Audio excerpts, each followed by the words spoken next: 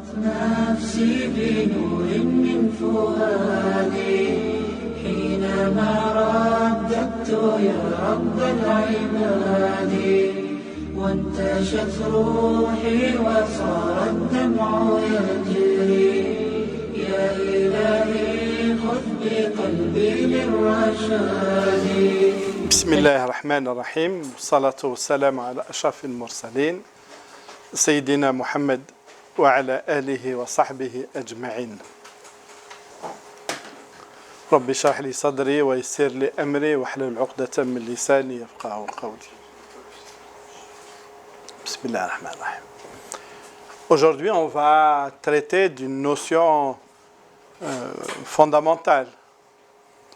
On ne va pas traiter de tout le halal, mais on va traiter plutôt comment reconnaître, comment peut-on savoir au niveau de la méthodologie ce qui est halal de ce qui ne l'est pas. Je parle au niveau de la méthodologie parce qu'on ne peut pas aborder toutes les questions du halal. Le nombre de halal est aussi vaste que le monde. Et on commence par une question. En général, je commence par cette question.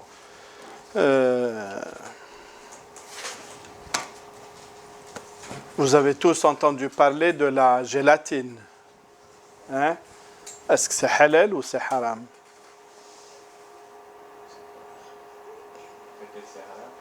Hein? Ça dépend de ce que c'est fait. Non, c'est la graisse de porc. Il y a la gélatine de veau aussi. Il y a la gélatine végétale. D'accord, donc il y a la gélatine végétale, donc ça ne s'appelle pas gélatine. Mais gélatine végétale, vous avez dit avec du veau, si le veau n'est pas saigné de manière islamique, est-ce que c'est halal? Et si ça vient du porc, est-ce que c'est haram ou c'est halal? C'est haram. Pourquoi ce serait haram? Parce que le porc, il est déjà haram. Et donc les dérivés du porc sont donc normalement haram aussi. Donc la même chose, si vous portez une jaquette de cuir de porc, c'est halal ou c'est haram? Pourquoi? Parce que c'est le porc. Hein?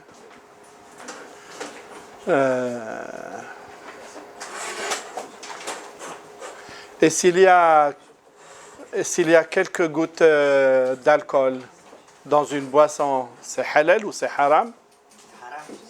C'est haram. Pourquoi? Parce qu'il y a de l'alcool dedans. D'accord. Et s'il y a dans une piscine, combien de mètres cubes? Allez, on va dire combien? 10 mètres cubes? C'est beaucoup, 10 mètres cubes? Non, pas beaucoup, un peu. Allez, une piscine de 10 mètres cubes et vous mettez 1 litre d'alcool, de vin. C'est halal ou c'est haram? Moi, j'aime bien. Hein? Même pour le boire. Alors, pas pour le boire. Pour faire vos ablutions. C'est halal ou c'est haram? C'est haram. Pourquoi? On ne peut pas se laver avec l'alcool. Parce que l'eau là, du Rhône, là, il n'y a pas de pipi dedans? Il n'y a pas des excréments dedans? Il n'y a pas de l'alcool dedans? Et donc, est-ce que vous pouvez faire vos ablutions à partir de l'eau là? Hein? Une eau qui circule. D'accord.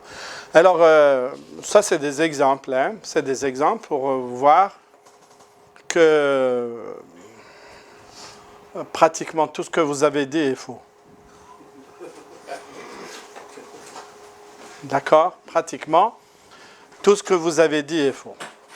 Alors maintenant, ce que vous avez dit, vous avez sûrement entendu parler de ça. Vous avez peut-être vu des vidéos sur Internet. Maintenant, vous recevez plein de SMS, hein, plein de messages, hein, même si c'est des short messages, parfois on envoie des pages entières dans un SMS. Ça ne se fait pas. Mais... Donc, bien sûr, maintenant, avec cette caisse de résonance extraordinaire qui sort de l'ordinaire d'Internet, bien sûr, voilà. Et puis, il n'y a pas que ça aussi. Il y a aussi la question,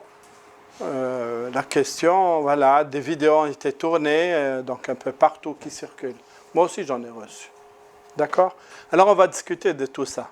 On ne va pas dire que telle chose est halal ou telle chose est haram. On peut dire qu'un certain nombre de choses. On ne peut pas parler de tout.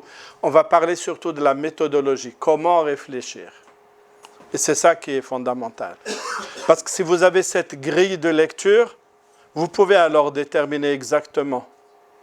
Mais si vous n'avez pas de grille de lecture, ben voilà, ça se mélange complètement. Le halal, c'est d'abord une invitation de Dieu, subhanahu wa ta'ala. Une invitation et une injonction, amr. Une invitation et une injonction de Dieu, subhanahu wa ta'ala. Kulu min tayyibati ma razaqnakum wa la tatraw fihi fayahilla alaykum ghadabi. Mangez des bonnes choses que nous vous avons attribuées et ne vous montrez pas ingrats. Alors bon, c'est pas très facile de traduire un mot comme ça, tayyibat. Tayyibat, on peut traduire par bonne, on peut traduire par bonne donc dans le sens de la consommation, dans le sens de l'odeur, dans le sens en elle-même. Mais bon, nous on a traduit par bonne, d'accord? Et puis à nouveau, Dieu subhanahu wa ta'ala a dit Ya ayyuha ar-rusulu kulu min at-tayyibati wa'malu salihan. Mangez de ce qui est bon et faites du bien. وَيُحِلُّ لَهُمُ الطَّيِّبَاتِ وَيُحَرِّمُ عَلَيْهِمُ الْخَبَائِثِ. Et puis ce hadith fondamental, vous laissez de la place pour la sœur, s'il vous plaît. Il y a encore 2 chaises ici. Et donc ce hadith qui est fondamental et qui montre cette injonction pour le halal, pour le licite. Et le prophète, alayhi salatu salam, il dit aux vous les humains, Dieu il est pureté, tayyib, et il n'accepte que le pur. Et il a ordonné aux croyants de faire ce qu'il a ordonné aux envoyés, et il a dit, aux messagers, mangez de ce qui est pur et faites de bonnes œuvres. Il a dit aussi, donc c'est les 2 versets que nous avons lus auparavant, ô vous les croyants, mangez des choses pures dont nous vous avons gratifié. Le prophète a ensuite cité le cas d'un homme qui a fait un long voyage, qui est ébouriffé et poussiéreux. Les savants disent sûrement, mais le prophète ne l'a pas précisé, alayhi salatu salam, les savants disent sûrement c'est une personne qui est venue de loin pour accomplir le pèlerinage, pour accomplir le tawaf. Et puis là, il va lever ses mains au ciel en disant Ya Rab, oh mon Dieu, oh mon Dieu.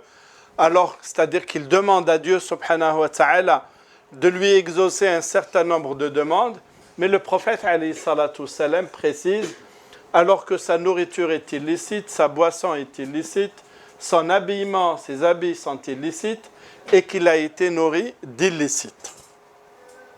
Comment serait-il exaucé? Donc, la première des choses, la première des conséquences de l'illicite du haram, c'est d'abord de ne pas être entendu par Dieu, subhanahu wa ta'ala.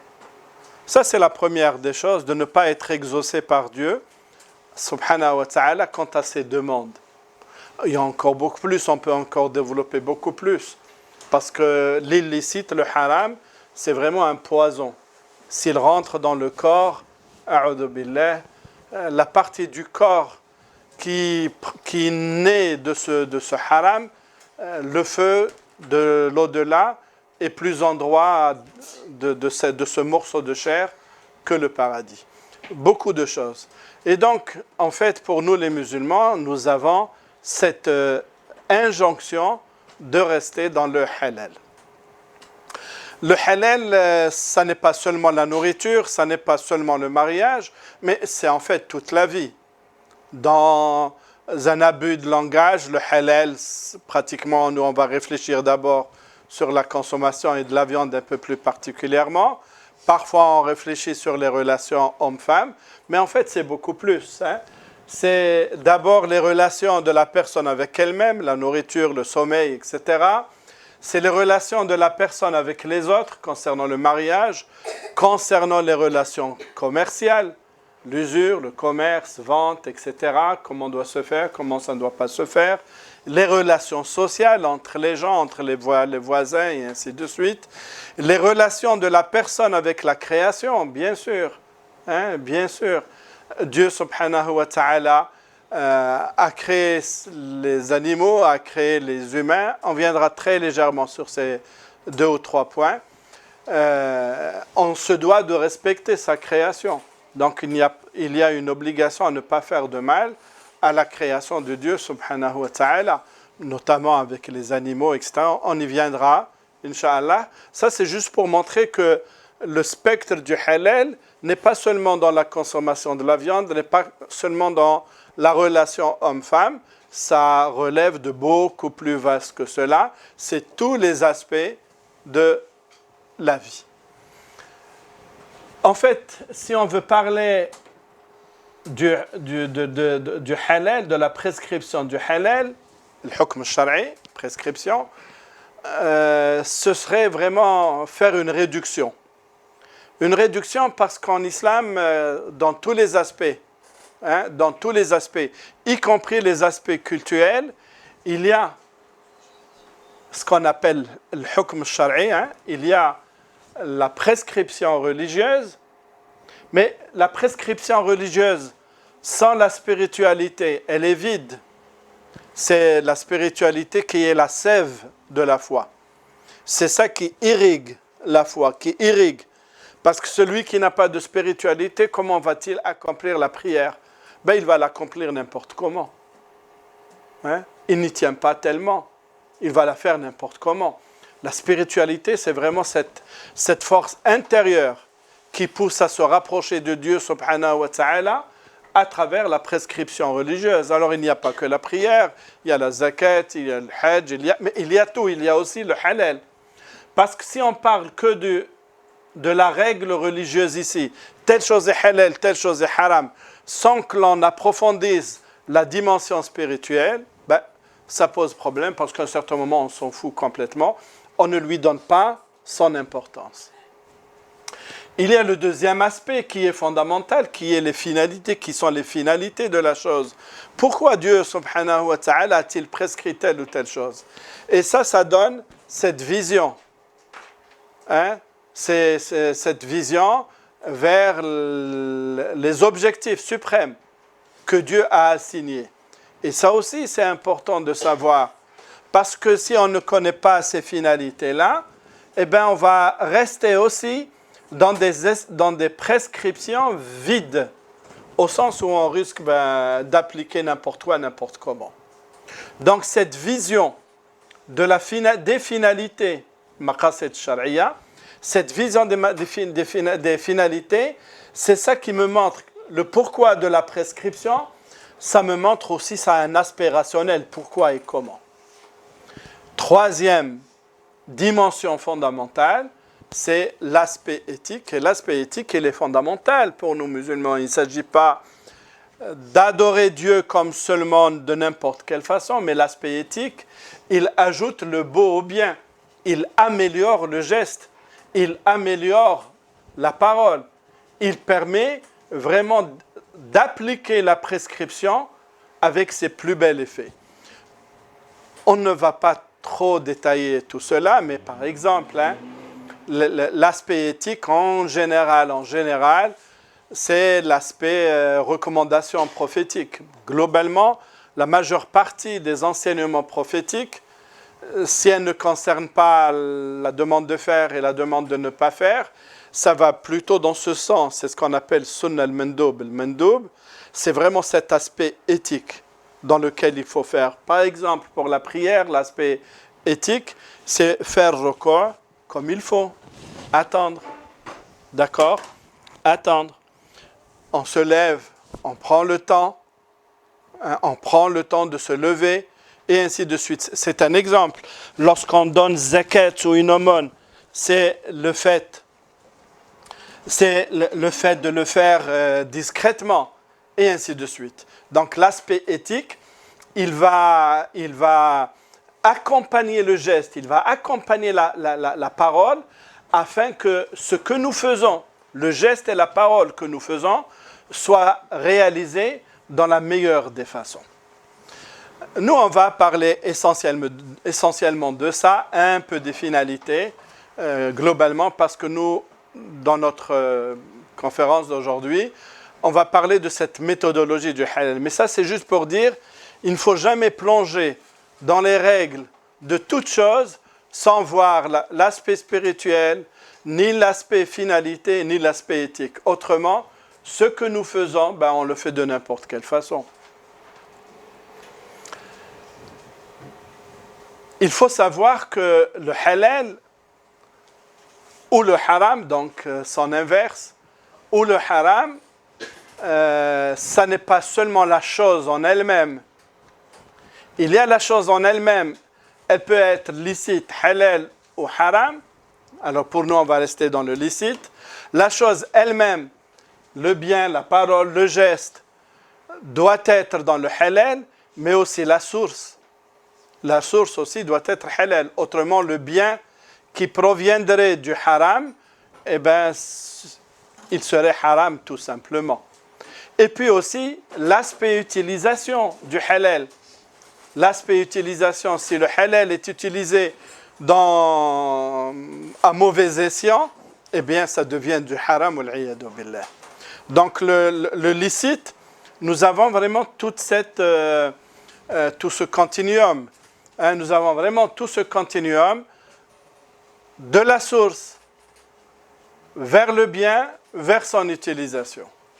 À tel point que, par exemple, pour nous en tant que musulmans, attention, le haram, il restera haram. Hein, il restera haram. Si quelqu'un a pu avoir des biens de manière frauduleuse, ces biens resteront haram. Il n'y a pas de prescription au sens d'oubli ou de ne pas poursuivre, comme cela existe dans le droit des humains. Il n'y a pas de prescription. Le haram, on doit absolument s'en débarrasser en le rendant à ses ayants droit, ou autrement, on le donne à ses successeurs ou à d'autres.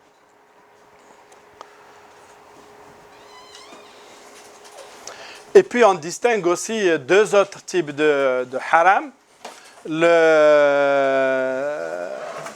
Par lui-même, il est haram. C'est Dieu qui a décidé. Alors nous, on a parlé de la viande de porc, donc le vin, l'alcool. Donc par eux-mêmes, ils sont illicites. Mais parfois, donc le haram ou l'idatihi. Et il y a aussi cette notion du haram li ghayrihi, c'est-à-dire une chose devient haram, non pas par elle-même, mais par le fait que d'une cause extérieure. Donc ici on a donné l'exemple, la prière, pourtant c'est une obligation dans une terre usurpée, et le bonhomme sait qu'il fait la prière dans cette terre usurpée, cette prière elle est absolument à refaire complètement, etc. Donc vous voyez que finalement les dimensions vers lesquelles opère le halal et à contrario le haram, il y a une multitude de dimensions qui sont intéressantes à connaître. Alors là, je vous ai posé les questions. L'eau mélangée à des souillures, la gélatine issue de peau de porc et de bovin. Vous avez déjà répondu, on a déjà donné une note pas très reluisante, mais ça ne fait rien. On va essayer d'améliorer. Mais avant d'aller vers les méthodes, il y a des notions fondamentales qu'il faut vraiment bien comprendre. Globalement, en islam, alors ça n'est pas spécifique à l'islam, c'est même dans le droit des êtres humains, mais la vision islamique, elle précède maintenant depuis 14 siècles. Il y a globalement une demande de faire qui donne soit le wajib ou le fard pour rester dans les grandes lignes, ou bien elle donne mendoub, le recommandable. Il y a une demande de ne pas faire ou de s'en éloigner qui donne l'interdiction de faire ou la répréhension. C'est blâmable, le makruh, donc le haram et le makruh. Et puis entre les deux, il y a cette liberté de choix qui est laissée, c'est la liberté de faire ou de ne pas faire.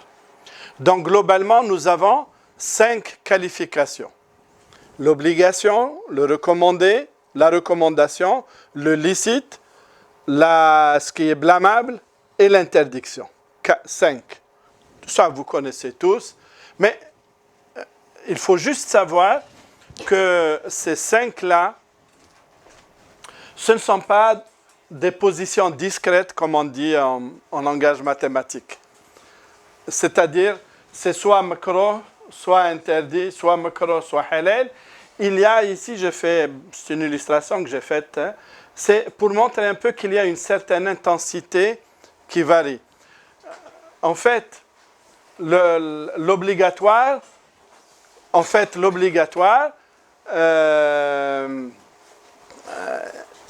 il n'est pas à une seule position.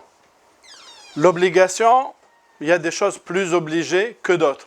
La prière, donc les affaires de culte. Si on ne pratique pas, si on n'accomplit pas la prière, les zakat, ça devient problématique concernant l'appartenance à l'islam. Et puis il y a le mensonge, d'accord? Donc, il y a les obligations suprêmes et l'obligation diminue jusqu'à devenir mendoub. Le mendoub aussi, il augmente jusqu'à devenir obligation. C'est pour ça qu'ici on parle de quoi? On parle de sunna mu'akkada. Hein? Sunna mu'akkada, c'est ça la sunna mu'akkada. C'est un mendoub, c'est une sunna, mais qui est plutôt proche de l'obligatoire. Et puis, la même chose, le mendoub va diminuer d'intensité jusqu'à devenir halal, mais aussi une partie du halal risque d'entraîner la personne vers le makruh, et puis aussi vers le haram. Donc la même chose ici, le haram, l'interdit, toutes les interdictions ne sont pas du même niveau. Bien sûr, il y a des interdits immenses, comme l'associationnisme, comme la magie, comme un certain nombre de ce qu'on appelle les péchés capitaux, hein, le kaba'ir. Et puis il y a sara'ir. Sara'ir, elles sont plutôt ici, sara'ir, et ainsi de suite. Donc, nous avons cinq grandes catégories de positions entre lesquelles s'articule la vie du musulman. Je répète, il n'y a pas que l'islam, même dans le droit suisse, vous avez des choses interdites, vous avez des choses obligées, vous avez des choses permises. D'accord? Et puis pour nous, on appelle ça des catégories éthico-légales. Pourquoi éthico-légales? Parce que pour nous, alhamdulillah, l'aspect éthique, moral, il reste encore. Actuellement, dans le droit des êtres humains, on essaye d'enlever l'aspect moral. C'est fini. De plus en plus, on enlève l'aspect moral. En islam, l'aspect moral, il est toujours là. Lorsqu'on dit qu'une chose est obligée, c'est que d'un point de vue éthique, elle a une très grande valeur éthique, positive.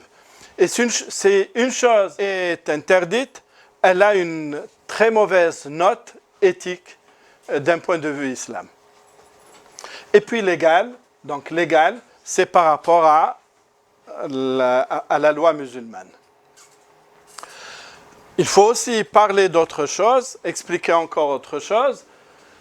Quelles sont les sources à partir desquelles les savants vont inférer, vont extraire des règles, les différentes prescriptions. Globalement, il y a deux grandes catégories de sources. Je me prends là, voilà, ça va. Il y a deux grandes, il y a les sources premières et les sources secondaires. Les sources premières, vous savez, Coran et Sunna. Et on les appréhende à travers l'ijtihad. Et puis à partir de ces deux sources primaires, les savants ont tiré un certain nombre de sources. Ces 3 premières sources, elles sont consensuelles entre toutes les écoles juridiques, entre tous les savants admettent ce qu'on appelle ijma'. C'est la 3e source à partir de laquelle on tire les règles juridiques.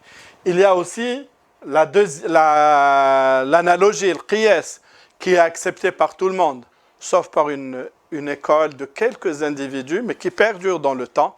C'est ce qu'on appelle le Madrasa al-Zahiriya ibn Hazm. C'est l'école textualiste d'Ibn Hazm qui ne veut pas admettre, mais Zahiriya, ça a toujours été quelques individus. Et puis il y a l'avis du compagnon, il y a une controverse, est-ce qu'il est là ou pas. Et ensuite, il y a aussi d'autres sources qui sont fondamentales. Il y a ce qu'on appelle l'istihsan, c'est le fait de choisir une solution convenable, parce que, par exemple, l'analogie a donné une fausse solution, alors on choisit l'istihsan. Il y a ce qu'on appelle le principe de l'intérêt public, le maslaha al-mursala. Le maslaha al-mursala, c'est quelque chose qui n'est pas interdite dans l'islam, qui n'est pas obligé dans l'islam, mais que les savants jugent que dans ce contexte actuel, le temps et le lieu, dans ce contexte, il y a une obligation. Par exemple, le code de la route. Le code de la route, c'est le maslaha al-mursala. Pratiquement, ces principes-là, c'est d'abord l'imam Malik. L'istihsan, c'est l'imam Abu Hanifa aussi. Et puis c'est bon. Mais ensuite, les autres écoles ont pris un peu, plus ou moins, de l'école malikite. L'école malikite, c'est l'école qui a le plus de sources. Or, plus vous avez de sources, plus vous trouvez facilement.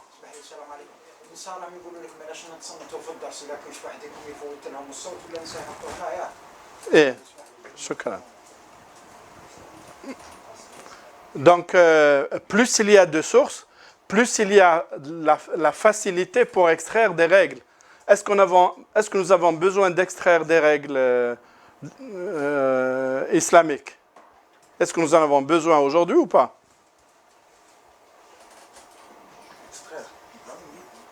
Oui, extraire, inférer. Pourquoi? Un exemple, donnez-moi un exemple.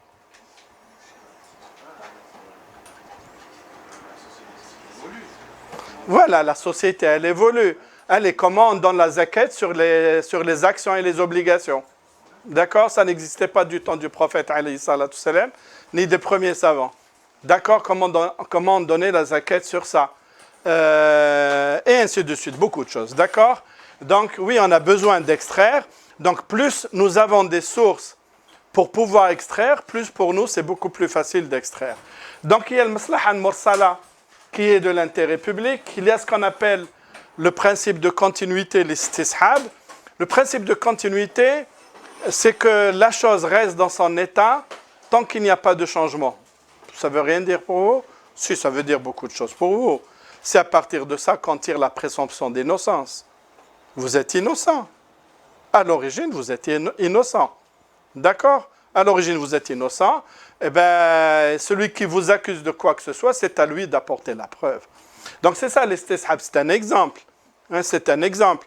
Je vous ai dit tout à l'heure, l'eau là qui court là du Rhône, elle est pure ou elle n'est pas pure? Vous avez dit, bon, elle coule.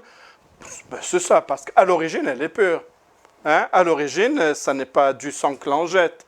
C'est de l'eau qui vient de la neige, etc. Donc, voilà. Vous voyez un peu les applications fondamentales de ça. C'est ça ce qu'on appelle l'istishab. Il y a ce qu'on appelle aussi l'autre source, c'est de dhara'i'. C'est le principe de prévention ou de précaution. On va en parler tout à l'heure parce qu'on en aura besoin. C'est de dhara'i', c'est une chose qui est à l'origine permise, mais qui peut devenir obligatoire ou qui peut devenir interdite. Un exemple, ça aussi, ça existe dans le droit suisse, dans ce qu'on appelle les servitudes foncières. Par exemple, vous avez votre maison là, il y a votre voisin qui est là. Est-ce que vous pouvez construire n'importe combien d'étages au-dessus? Non, si vous lui enlevez de la lumière, vous n'avez pas le droit. d'accord? Mais pourtant, c'est votre propriété privée. Vous êtes libre de faire ce que vous voulez dans votre propriété privée. Est-ce que vous avez le droit de creuser un puits juste près du mur, à tel point que vous savez qu'il va tomber? Ben non, ben c'est la même chose. Les mêmes exemples existent aussi dans le droit musulman. C'est ça ce qu'on appelle sadd ad-dara'i', une chose qui est à l'origine licite, permise, et qui devient interdite ou qui devient obligatoire. Obligatoire pour nous, les musulmans, on a ce qu'on appelle obligatoire, ce qu'on appelle furud al-kifaiya, les obligations collectives. Et puis il y a les traditions, mais les traditions, pour autant qu'elles ne contredisent pas les enseignements. Tout ça, on a besoin, certains éléments, on va en avoir besoin dans cette méthodologie pour essayer de comprendre, de connaître, comment connaître et reconnaître le halal. Il y a encore cette notion fondamentale aussi, très très importante, qui est de distinguer, globalement on distingue en islam deux grands domaines. En fait, il y en a trois. Le domaine l'ibadat, le cultuel, le domaine mu'amalat, c'est les relations, le domaine usuel, l'adat. Donc ça, c'est les us et coutumes. Chaque pays, chaque région, même chaque famille, elle a des us et coutumes. Les relations, ben, c'est toutes les relations, le mariage, le commerce, le voisinage, et ainsi de suite. Et les aspects rituels, l'aspect rituel, c'est l'aspect cultuel, c'est ça qui régit notre façon d'adorer Dieu, subhanahu wa ta'ala. Alors en fait, il y a deux grands ensembles. Le cultuel qui est à part, et l'autre, qui est le deuxième, c'est mu'amalat et adat, le relationnel et l'usuel. Ces deux domaines sont régis par deux principes contradictoires. Le cultuel,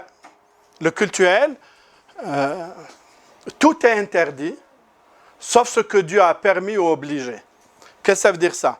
Ça veut dire que je n'ai pas le droit d'adorer Dieu comme moi je l'entends. Je ne peux l'adorer que comme lui. Et le prophète alayhi salam m'ont dit, voilà comment le faire. Je ne peux pas, donc toute forme de prière est interdite, sauf celle énoncée par le Coran et enseignée par le prophète alayhi salam. La même chose pour le jeûne. Je ne vais pas, comme le font nos amis chrétiens, allez, le jeûne, ils jeûnaient régulièrement le vendredi. Donc, dans ce jeûne-là, ils ne mangeaient pas de la viande. Allez, on ne mange pas de la viande le vendredi, mais on va le remplacer par le poisson.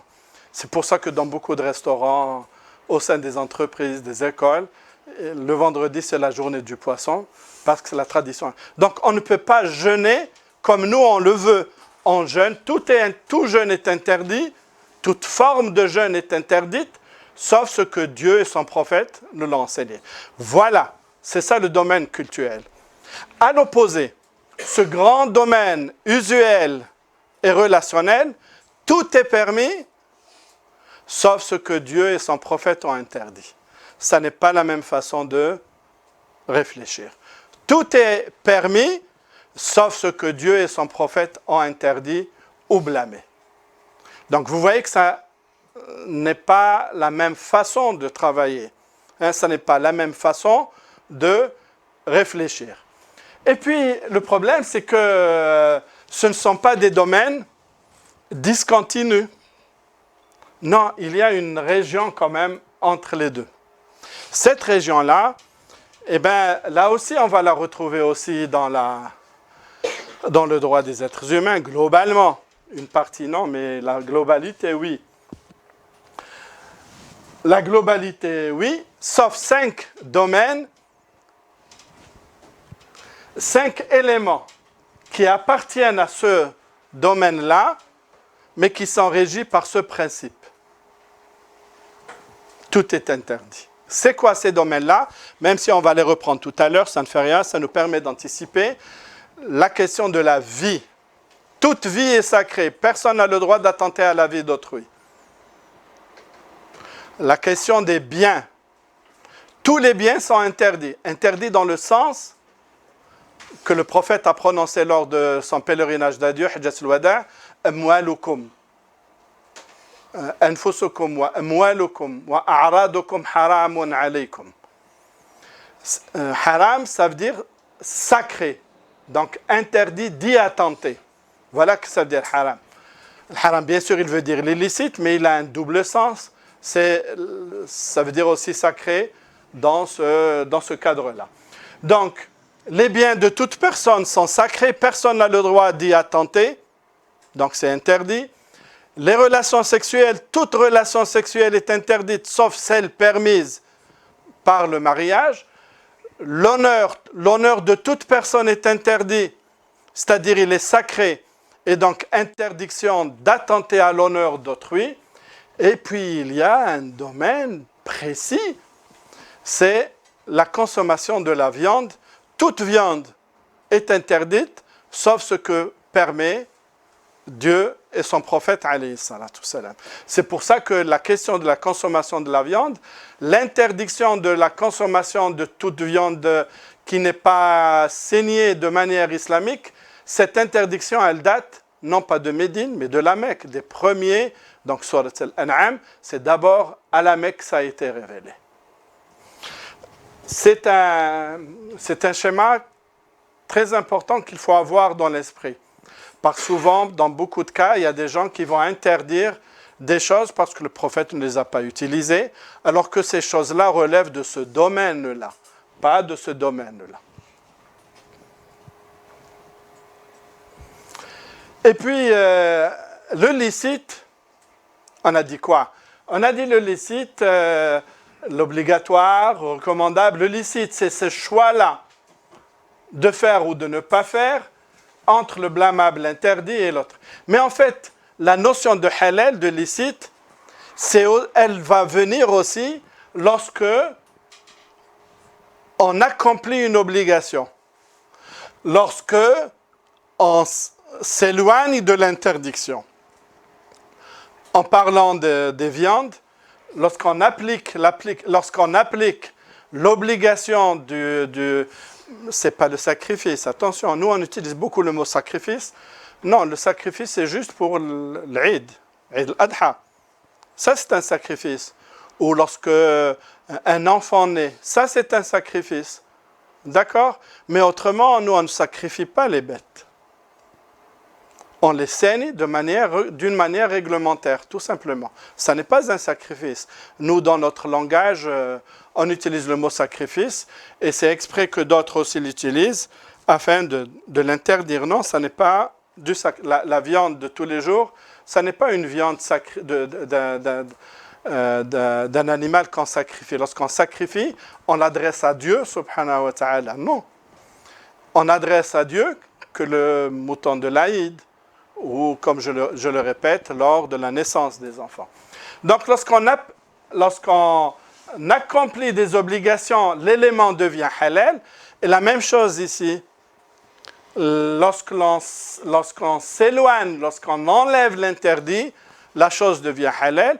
Et bien l'argent que vous déposez à la banque, si vous enlevez les intérêts qui sont interdits, cet argent-là devient halal. Et puis, il y a encore d'autres règles que l'on applique pour le halal.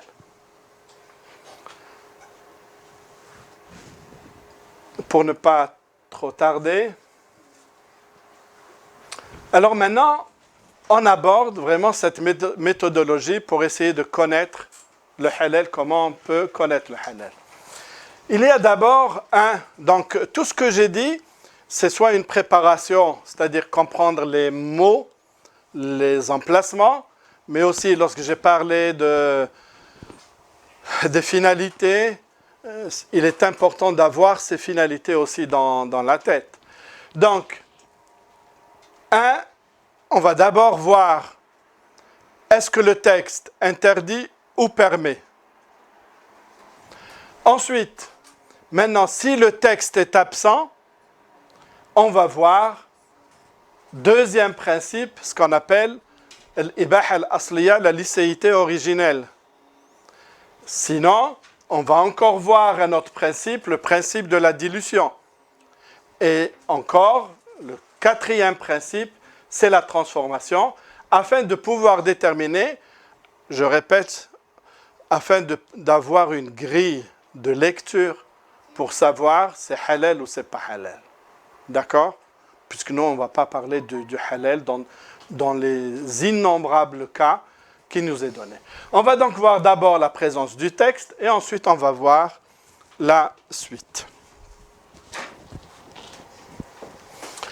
Connaître le halal à partir des textes, c'est fondamental parce que celui qui définit le licite et l'illicite, c'est d'abord Dieu subhanahu wa ta'ala. C'est ça la base. Hein? Dieu et son prophète alayhi salatu salam, Dieu précise وَلَا تَقُولُوا لِمَا تَصِفُ أَلْسِنَتُكُمُ الْكَذِبَ هَذَا حَلَالٌ وَهَذَا حَرَامٌ لِتَفْتَرُوا عَلَى اللَّهِ الْكَذِبَ إِنَّ الَّذِينَ يَفْتَرُونَ عَلَى اللَّهِ الْكَذِبَ لَا يُفْلِحُونَ.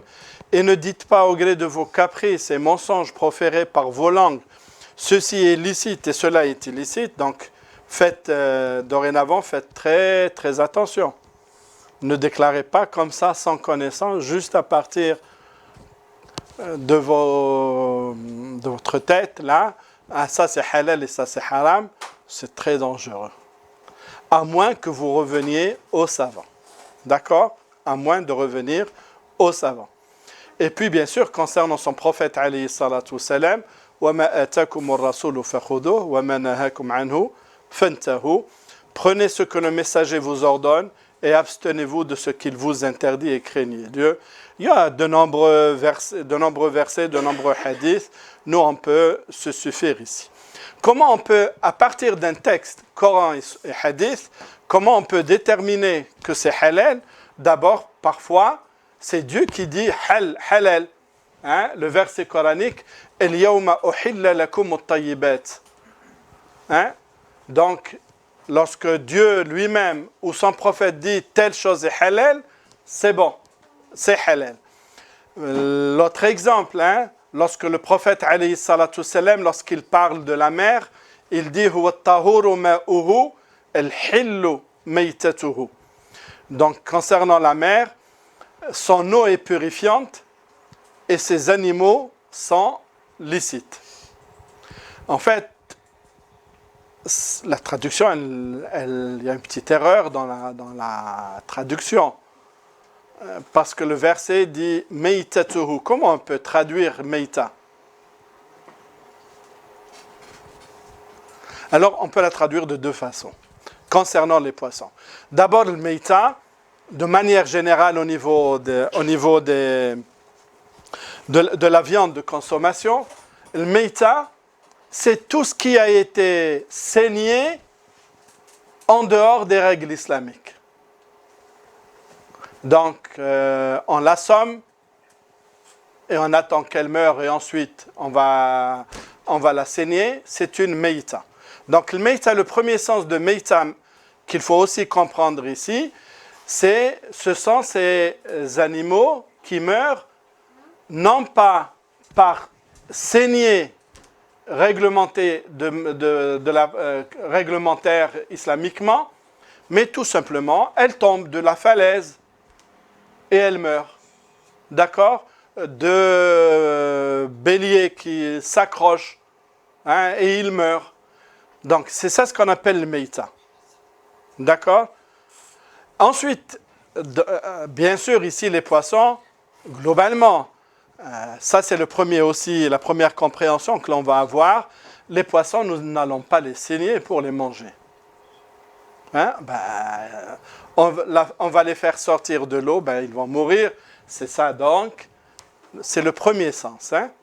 C'est le premier sens de meïta dans ce hadith. Il y a aussi un deuxième sens. C'est que même les poissons qui meurent, et pour autant qu'ils soient bons à la consommation, ils deviennent halal aussi. Ils sont halal aussi. Donc, lorsque le texte précise halal, sans problème, c'est halal. Parfois, le texte utilise d'autres termes. Il utilise le terme la junaha, ou bien fahuwa afwan, ou bien le texte précise fala ithma, sans mal, sans gêne. Hein? Lorsque Dieu dit wala junaha alaykum fima arradtum bihi min khitbati an-nisa'i aw kuntum fi anfusikum, et on ne vous reprochera pas, c'est-à-dire il est permis de faire aux femmes allusion à une proposition de mariage. C'est la femme qui vient de perdre son mari. Il est interdit durant la période de viduité de lui déclarer « Voilà, je veux me marier avec toi ». Mais durant cette période de viduité, l'idda, le verset précise qu'on peut faire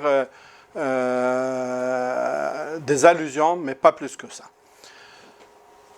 Donc, globalement, voilà. Et puis parfois aussi, c'est le mot « afou ».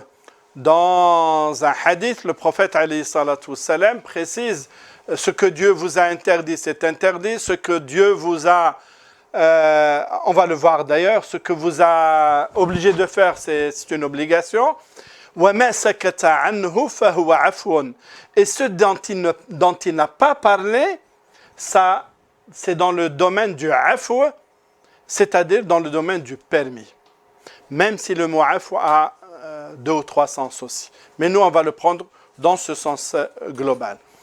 Maintenant, s'il n'y a pas de texte, s'il n'y a pas de texte sur les bisons, c'est halal ou c'est haram?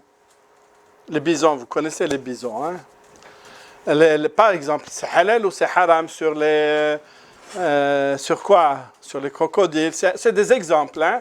Ou bien tout simplement, j'ai donné tout à l'heure l'exemple des actions et des obligations concernant ces relations commerciales, halal ou pas. Il n'y a pas de texte. Donc, lorsqu'il n'y a pas de texte, il y a ce que l'on appelle la licéité originelle, l'ibaha al-asliya. Nous revenons à ce fameux diptyque cultuel, relationnel. Donc, tant que c'est dans le relationnel, c'est dans le principe, c'est permis, sauf ce que vont interdire les textes. Donc, c'est ça ce qu'on appelle asl fil ashya al-ibaha. Et regardez le verset coranique lorsqu'il dit huwa alladhi khalaqa lakum ma fil ardi jami'a. C'est lui qui vous a créé tout ce qu'il y a sur terre. Donc, tout ce qui a été créé sur terre est halal dans son essence.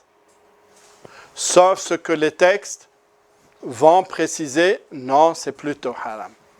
Donc, toute chose va obéir à ce principe-là, al-aslu fil ashya al-ibaha. Et donc, ça, c'est le hadith que je vous ai dit tout à l'heure. Ma ahallallahu fahuwa halal, wa ma harrama fahuwa haram, wa ma sakata anhu fahuwa afwun.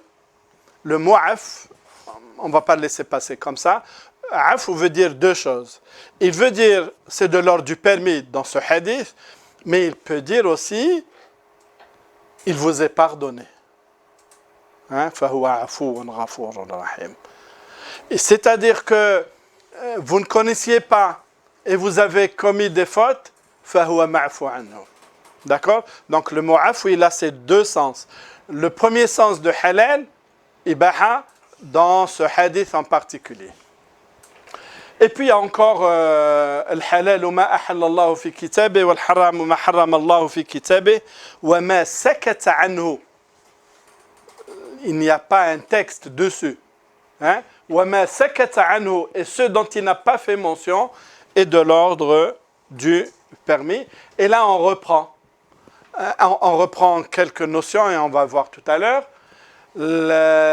À l'origine, toutes les eaux et toutes les choses sont pures au sens où elles ne contiennent pas de souillure, à l'exception de ce qui a été considéré comme souillure par Dieu subhanahu wa ta'ala, à savoir le sang et les excréments et le porc. Donc, toute chose, dans le principe, elle est halal.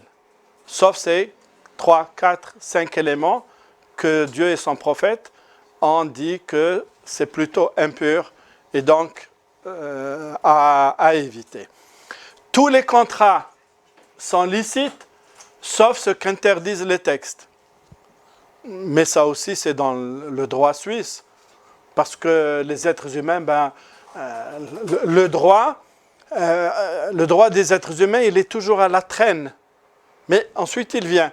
Il est toujours à la traîne, c'est-à-dire les êtres humains vont créer des relations commerciales, mais pas seulement sociales.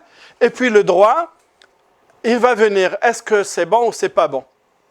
D'accord? Donc les entreprises avaient déjà créé les actions, les obligations, les options dans le domaine financier. Et le droit est venu après dire ça c'est bon, ça c'est pas bon, ça il faut...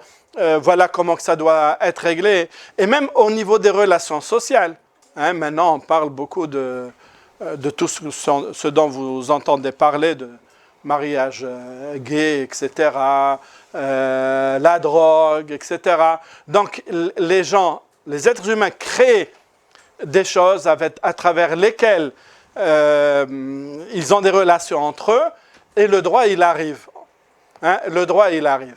Donc, les contrats sont tous licites, sauf ce que Dieu et son prophète ont interdit. Par exemple, ce qu'on appelle le gharar. Le gharar, c'est le fait que dans le contrat, il y a ce qu'on appelle dans le droit suisse la lésion. Hein, la lésion.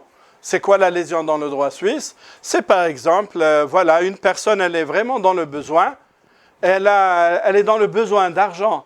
Elle est sous une contrainte importante, ou bien dans une situation psychologique un peu défavorable, un peu faible, et puis il y a quelqu'un qui veut profiter de cette personne-là. Cette personne lui vend, par exemple, une montre qui vaut 500 francs, elle la lui vend à 50 francs ou à 100 francs. C'est une lésion. Et donc le droit suisse, tout comme le droit musulman, permet de revenir sur ce contrat-là. Hein, ça permet de revenir sur ce contrat. La même chose dans le droit suisse, les choses impossibles, les choses faites sous la menace, sous la contrainte, le contrat il est annulable. D'accord? Il est annulable. Je pense que certains nombre d'entre vous ont étudié ça à l'école. Non? Non? Qui a étudié ces choses-là à l'école? Personne. Hein? Oui, au niveau des obligations. Donc, les contrats à choses impossibles, les contrats nuls d'office ou les contrats annulables. C'est un peu la même grande réflexion. Donc, nous aussi, dans le droit musulman, au niveau commercial, par exemple, pourquoi notamment l'usure, l'intérêt est interdit, c'est parce que dans l'esprit de l'islam, vous me prêtez de l'argent, nous gagnons ensemble ou nous perdons ensemble. D'accord? Donc, c'est un partage des risques. Il n'y a pas que le partage, il y a le partage du bénéfice et le partage du risque. Or, l'intérêt ne suit pas cela.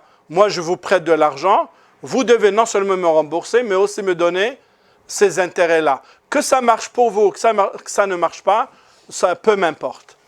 Donc, il y a un ensemble de lois qui sont édictées, de contraintes et de principes édictés par l'islam qui vont faire que les contrats vont être valables ou pas valables.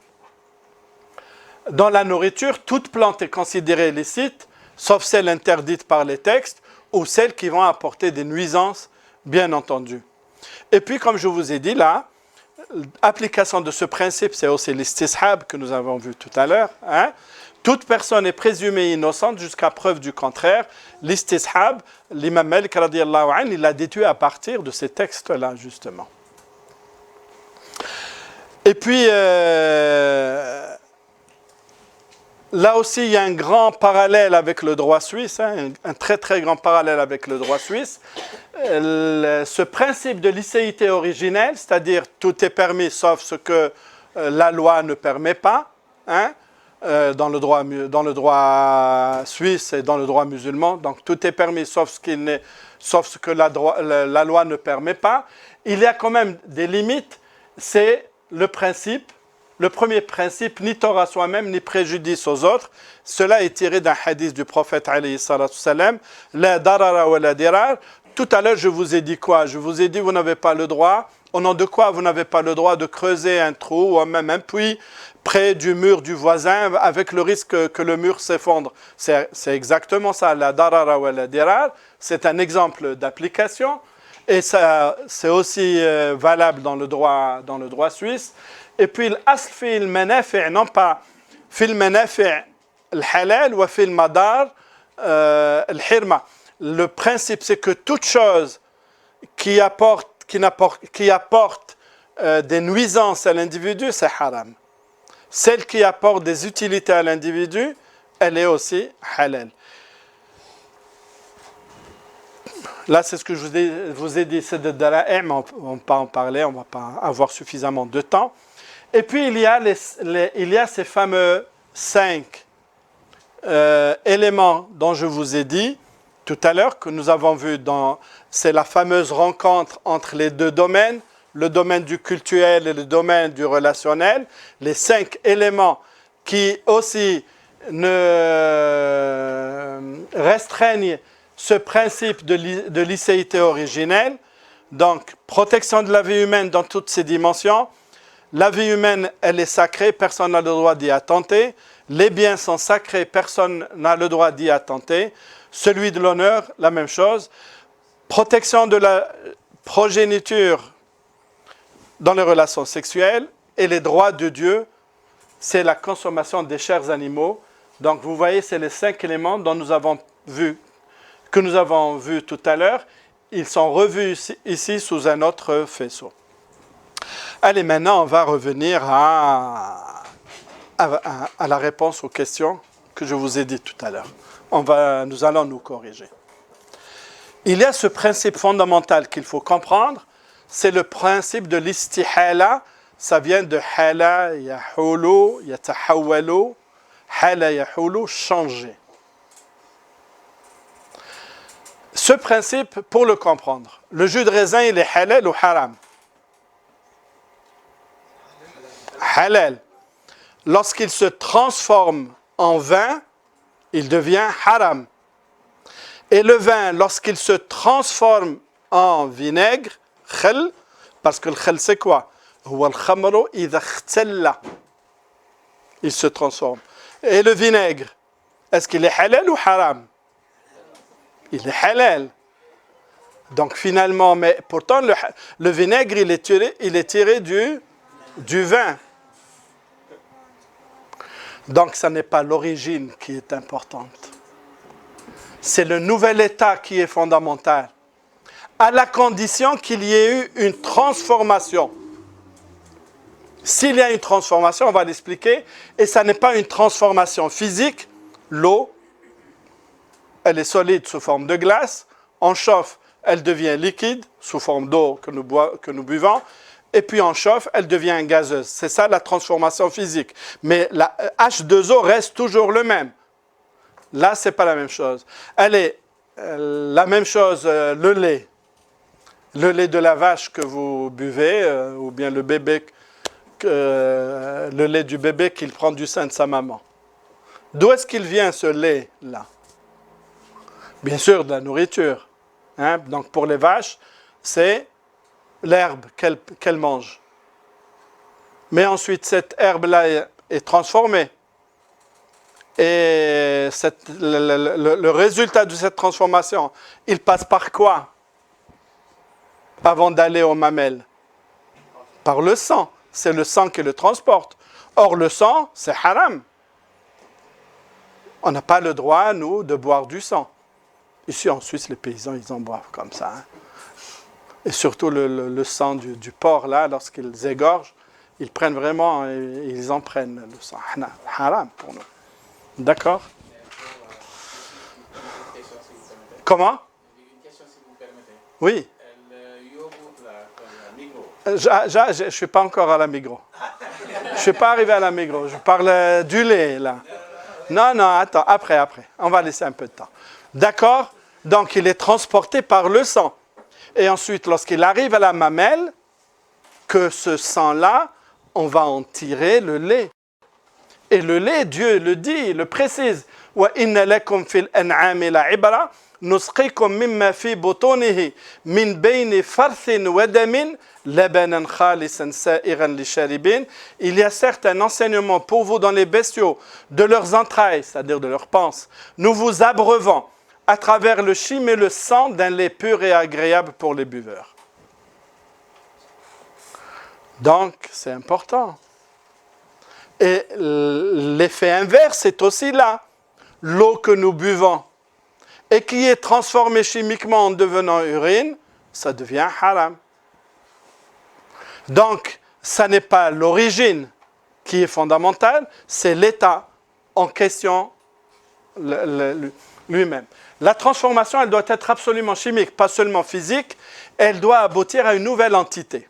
Elle ne doit pas être seulement superficielle, il ne reste rien du produit originel.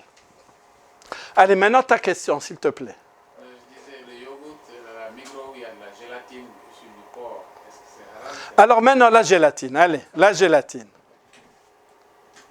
La gélatine. Alors à partir de ça, réfléchissons.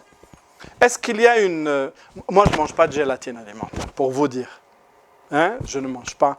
Mais dans mon livre que je vous ai montré tout à l'heure, qui est plus documenté que la conférence que je fais, je donne toutes les références nécessaires. Donc la gélatine, alors bon, on a dit la gélatine végétale, ça ne s'appelle pas gélatine, hein? Ça a un autre nom. Hein? Par exemple. Alors ça c'est halal ou pas? Oui. Pourquoi?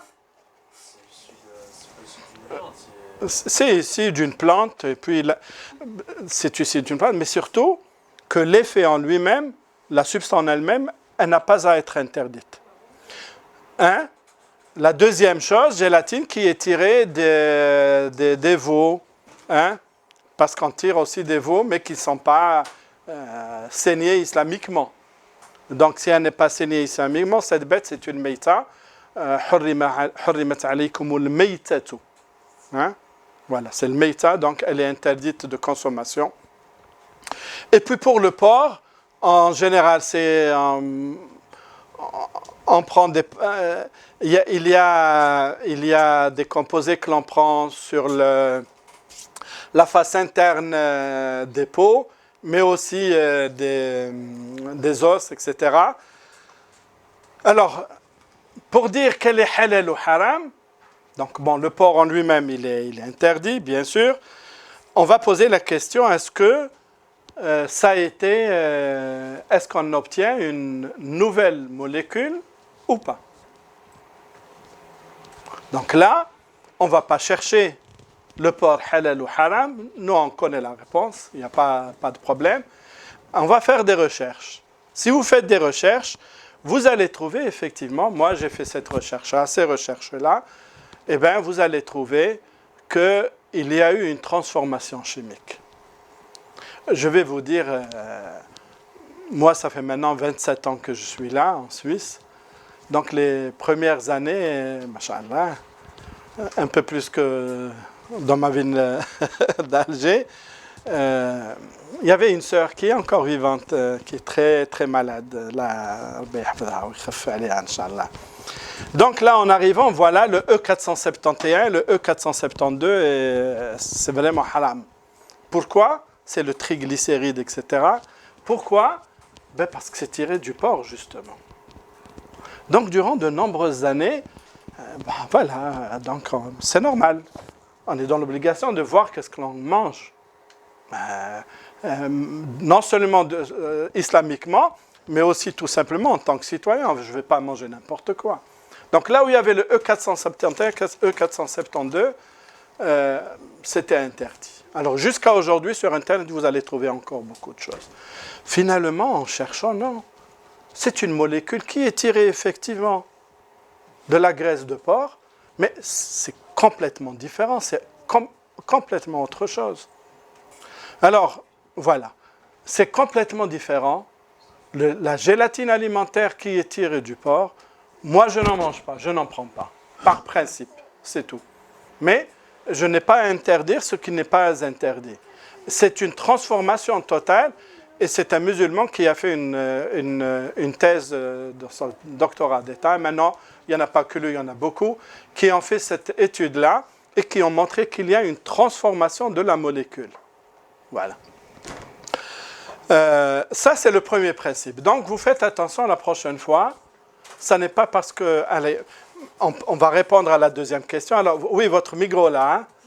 Oui, moi je n'achète pas. Moi je préfère aller acheter chez Coop, mais vous pouvez manger sans problème. D'accord? D'accord? Deuxième chose, deuxième principe. Oui, la question de la jaquette en peau de porc, est-ce que c'est interdit ou c'est pas interdit? Hein? Alors, bon, il y a certains qui l'interdisent, mais là, il n'y a pas une transformation. Mais par contre, dans ce cas-là, il y a un autre principe qui intervient, c'est le hadith du prophète, alayhi salatu wassalam, qui précise que toute peau tannée devient halal. Et ça, il a vu une chèvre, je crois une chèvre morte, jetée, et il a dit aux gens, pourquoi vous ne l'utilisez pas, pourquoi vous n'en tirez pas utilité? Ils leur disent, mais au prophète, elle est morte, on ne peut pas la manger. Il a dit, oui, ne la mangez pas, mais tannez la peau et elle vous sera halal. Donc le fait de tanner la peau, eh bien, ça va purifier, si on veut appeler ça purifier, ça va purifier cette peau-là, et donc si elle est... Donc l'imam Malik, pour lui, il n'y a aucun problème. Parce que l'imam Malik, radiallahu anhu, il dit que Dieu, lorsqu'il a interdit le porc, dans les 4 versets, lahmul khinzir, c'est la viande et la graisse. C'est la viande et la graisse qui est interdite. Ni les poils, ni la peau. Parce que pour lui, lorsque Dieu précise par 4 fois de suite le mot, c'est que le mot, il a son importance fondamentale. Alors que le meïta, il y avait un doute sur le meïta. C'est quoi le doute? C'est que donc Dieu va le lever.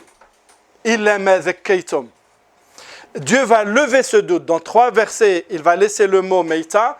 Dans le 4e verset, il dit donc la bête qui tombe et qui est en train de mourir, la bête, les bêtes qui se sont encornées et dont l'une va mourir, et ainsi de suite.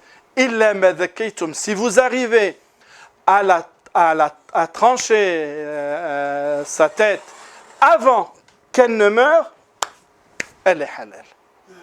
D'accord? Avant qu'elle ne meure, elle est halal. Puis encore un autre hadith d'une bergère musulmane qui arrive là et qui trouve sa bête qui est tombée de la falaise. Et elle l'égorge et elle va demander au prophète. Il lui a dit, tant que tu l'égorges avant qu'elle ne meure, il n'y a aucun problème. Avant qu'elle ne meure. Ensuite, la question se pose, comment déterminer est-ce qu'elle est morte ou pas?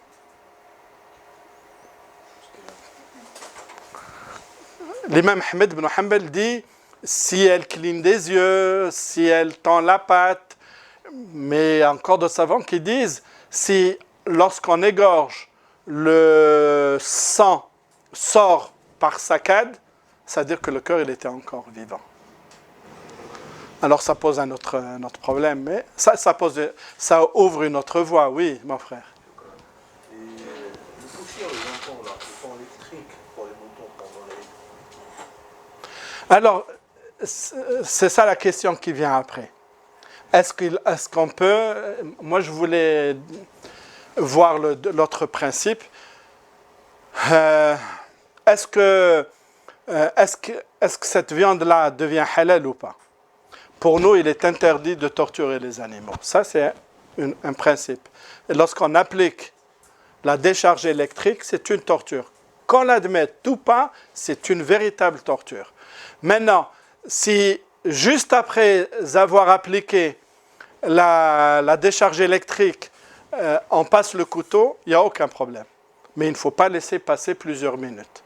Il faut que juste après, on passe le couteau, on saigne. Le couteau n'est pas plus violent que la décharge. Non, il est moins. C'est 15 secondes, 10 secondes. Oui, beaucoup moins. 5 secondes. Tu ne sais pas qu'est-ce que c'est que la décharge électrique. Que Dieu nous éloigne de la décharge électrique. Voilà. Le deuxième principe qui est fondamental, je vous ai dit, vous avez répondu, hein, tu as répondu mon frère, je vous ai dit là, l'eau du Rhône, est-ce qu'on peut faire les ablutions? Oui. Alors ça, c'est un autre principe. Ce n'est pas seulement le fait que l'eau coule. Il y a un autre principe. L'autre principe, c'est que le prophète alayhi salatu salam précise que questionné sur l'eau qui se trouve dans une terre désertique vers laquelle viendraient s'abreuver les bêtes et les fauves, il répondit: lorsque la quantité d'eau est de 2 grandes jarres, qullatayn, elle ne comporte aucune souillure. C'est-à-dire si l'eau, Imam Ahmed, qui dit si le volume d'eau atteint celui de 2 grandes jarres, elle n'est pas souillée tant que ne change ni son odeur, ni sa saveur, ni sa couleur. Et encore là aussi, il y a à parler. C'est le principe de la dilution. C'est-à-dire un peu de choses impures dans un grand volume de choses pures, ça n'influe pas, pour autant que ne change ni l'odeur, ni la saveur, ni la couleur. Ça, c'est aussi l'autre principe qui se pose et qui est fondamental. Ça concerne les médicaments avec le... Notamment les médicaments. Les médicaments, il y a encore une autre voie.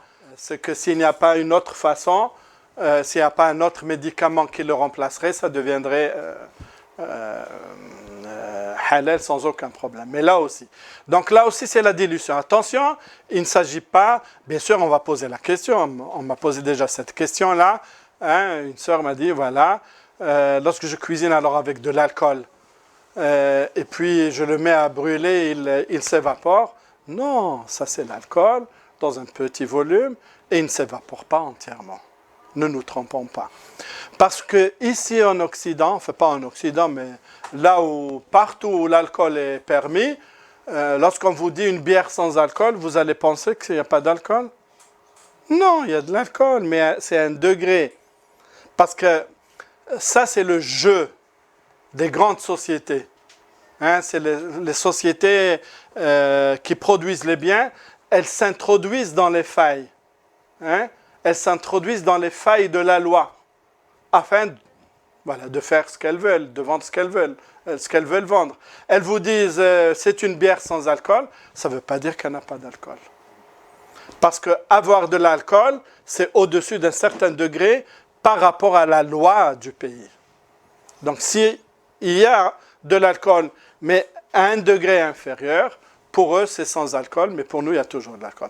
Donc faire attention, il ne s'agit pas là de mélanger de tout et de dire c'est bon, c'est halal, non. Ça c'est le petit volume, c'est la dilution dans un grand volume. Ce que vous avez dit là, avec la sauce pour la cuisine, là, avec le vin. Oui, c'est haram. Et pareil pour les moutardes où il y a du vin aussi dedans. Oui. Oui, chauffer ou pas dans ce cas-là, non.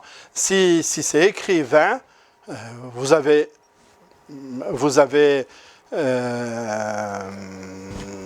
volume, vous voyez le volume, c'est haram. Donc là, le E471 dont je vous ai dit, dont je vous ai parlé, à quoi il sert le E471, le E472? Il sert à... On est branché un peu trop sur la consommation, mais ça ne fait rien. À quoi ça sert? Ça sert à lier, hein, à lier les éléments. Surtout lorsque c'est de l'eau et de la matière grasse. Donc lorsqu'on mélange, ils sont mélangés. Mais si on laisse dans le temps, ou si on met au frigo, ces deux mélanges-là tendent à se séparer les uns des autres. Et donc, vous n'allez plus obtenir le même gâteau, la même friandise, la même chose. Donc, on ajoute le E471, E472 pour laisser comme liant, hein, pour que ces éléments-là restent liés. Le E471, E472, non seulement il y a une transformation chimique, mais aussi, ils sont en très très faible quantité. De l'ordre de 1 pour 1000, 1 pour 10 000. Donc, c'est beaucoup faible. Voilà, donc la grande quantité d'eau n'est pas souillée par de petites souillures. Ça, j'ai ajouté juste quelques savants qui disent ça. Il y a beaucoup plus de détails dans mon livre. Voilà. En principe, l'Isha. Hein?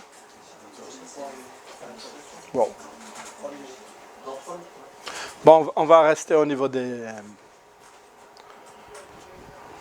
s'il y a des questions, des commentaires. Moi j'ai une question. Il n'y a pas longtemps, on m'a dit que si quelqu'un égorge, enfin, je sais pas, égorge un animal, sans rituel, sans rien, en disant Bismillah, on peut manger l'animal. Ça me paraît un peu étrange, mais...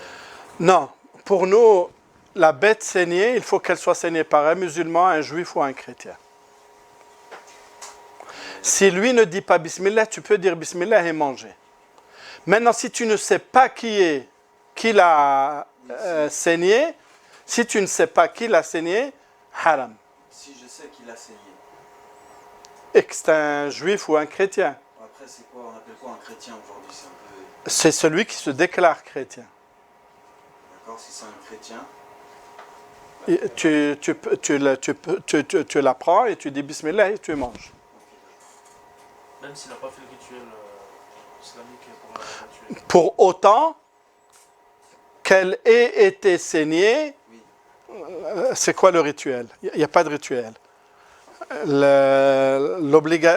L'orientation vers la Mecque, ce n'est pas une obligation. D'accord? Ça n'est pas une obligation. Le Bismillah, il y a une divergence entre les savants. Comme l'imam Shafi'i et d'autres, ils disent qu'il faut absolument au début Bismillah. Mais si on fait de ça une exigence, le verset coranique n'a plus de sens. Hein? Dans lequel Dieu permet وَحِلَّ لَكُمُ الْمُحْصَنَاتُ مِنَ الَّذِينَ أُوتُوا الْكِتَابَ وَطَعَامُكُمْ حِلٌّ لَهُمْ وَطَعَامُهُمْ حِلٌّ لَكُمْ. Autrement, si on demande, ce verset-là n'a plus de sens. Parce que le Dieu dit,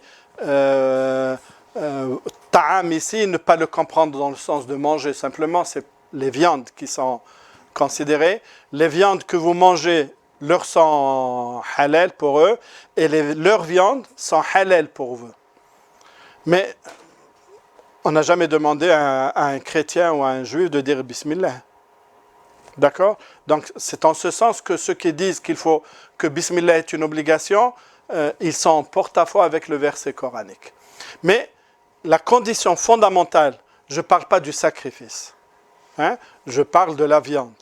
La principale obligation fondamentale, c'est que la mort de la bête provient du fait de la saignée et pas d'autre chose. Hein?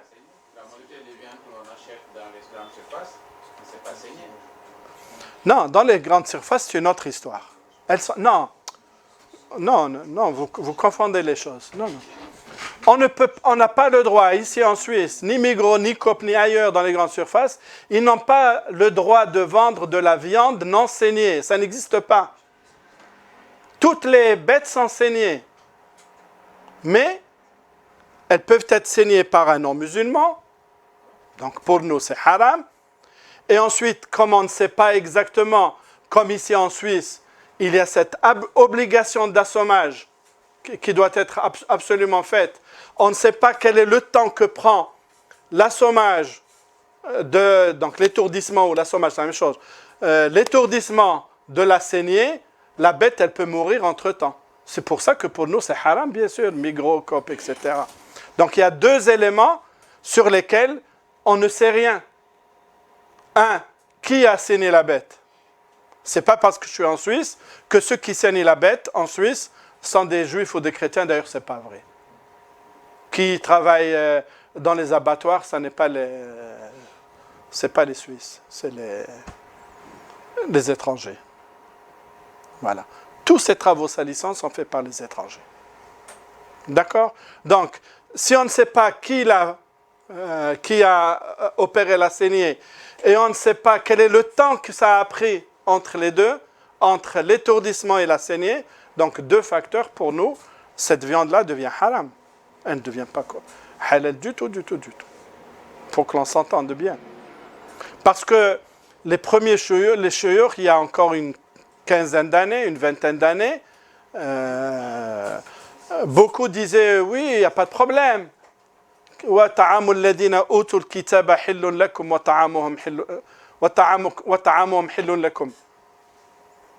Parce qu'ils considéraient qu'ici en Suisse, en France, en Angleterre, tout le monde est chrétien.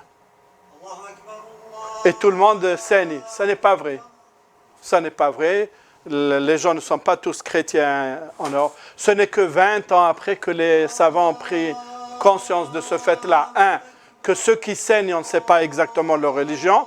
Et que 2, il y a ce problème de l'étourdissement. On ne sait pas quel est le temps que ça a pris entre l'étourdissement et la saignée.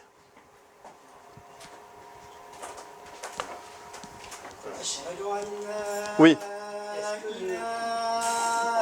Est-ce qu'il est halal, le coca, etc. Fanta, coca, etc.